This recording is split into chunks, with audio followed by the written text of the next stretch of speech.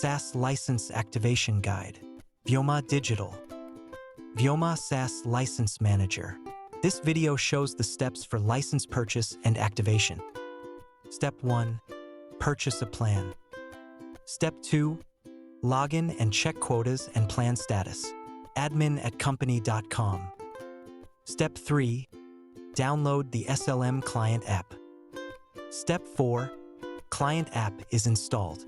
admin@company.com. Step 5. Login to SLM client app. Step 6. Create C2V code on SLM portal. Step 7. Copy the code from portal to client app. Step 8.